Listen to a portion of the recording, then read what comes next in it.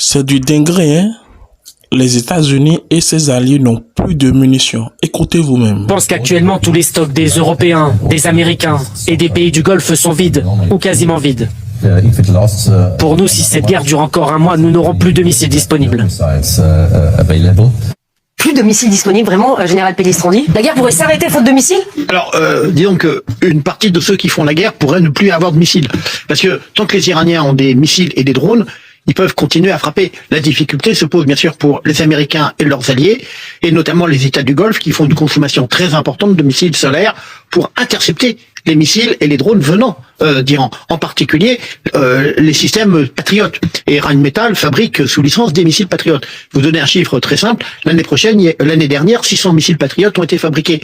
Une très grande partie a été consommée en Ukraine et le reste est consommé sur dans le Golfe. Alors la problématique, c'est que les Américains ont transféré tout ce qui restait comme stock, notamment en Corée du Sud et en Europe. Mais à un moment donné, quand il n'y a plus rien dans les magasins, c'est compliqué. Et d'autant plus que vous ne pouvez pas refaire des missiles comme ça prend du temps. Donc il risque d'y avoir d'ici quelques semaines un véritable problème pour défendre les bases américaines et les pays du Golfe face aux frappes iraniennes. C'est du dingue, hein? Les États-Unis et ses alliés n'ont plus de munitions. Écoutez vous-même. Je pense qu'actuellement tous les stocks des Européens, des Américains et des pays du Golfe sont vides, ou quasiment vides.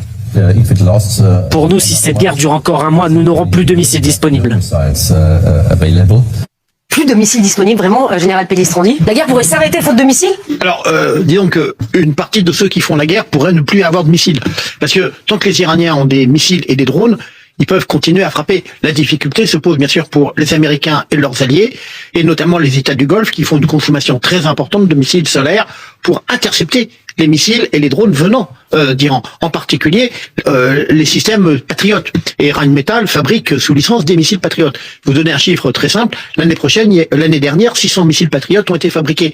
Une très grande partie a été consommée en Ukraine et le reste est consommé sur dans le Golfe. Alors la problématique, c'est que les Américains ont transféré tout ce qui restait comme stock, notamment en Corée du Sud et en Europe. Mais à un moment donné, quand il n'y a plus rien dans les magasins, c'est compliqué. Et d'autant plus que vous ne pouvez pas refaire des missiles comme ça prend du temps. Donc il risque d'y avoir d'ici quelques semaines un véritable problème pour défendre les bases américaines et les pays du Golfe face aux frappes iraniennes.